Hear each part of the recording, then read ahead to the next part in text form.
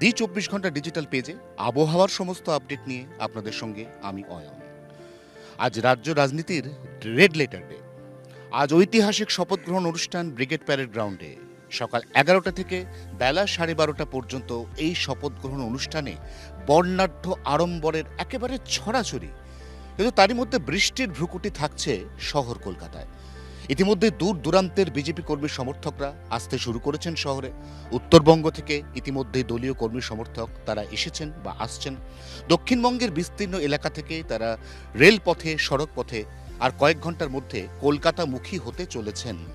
এই অবস্থায় আজ কলকাতা শহরে বজ্র বিদ্যুৎ সহ বৃষ্টির সঙ্গে 30 থেকে 40 কিলোমিটার বেগে দমকা ঝোড়ো হাওয়ার পূর্বাভাস রয়েছে।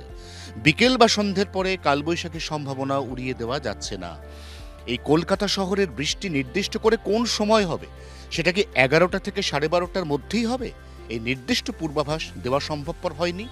বৃষ্টি শুরু হওয়ার 1.5 থেকে 2 ঘন্টা আগে আলিপুর আবহাওয়া দপ্তর তাদের নিজস্ব সিস্টেমে নাওকাস্ট বা তাৎক্ষণিক পূর্বাভাস জারি করবে, এমনটাই জানিয়েছে আবহাওয়া দপ্তর।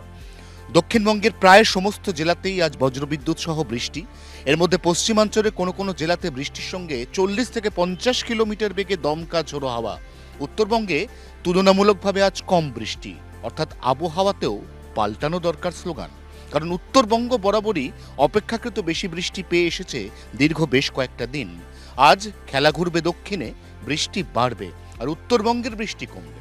সার্বিকভাবে উত্তরবঙ্গে আজ শনিবার পর্যন্ত এবং দক্ষিণবঙ্গে আগামীকাল রবিবার পর্যন্ত এরকমই থাকবে আবহাওয়া।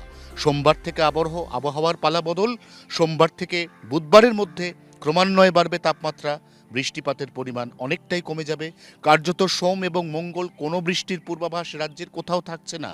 অতএব এই মুহূর্তে সবার চিন্তা খোলা মাঠ ব্রিগেড, যেখানে লক্ষাধিক বিজেপি কর্মী সমর্থক এবং সাধারণ মানুষের জমায়েত, যেখানে শপথ নেবেন রাজ্যের মুখ্যমন্ত্রী শুভেন্দু অধিকারী, সেখানে সেই সময় আবহাওয়া কিরাম থাকবে তাই এই মুহূর্তে সব থেকে বড় কৌতূহলের বিষয়।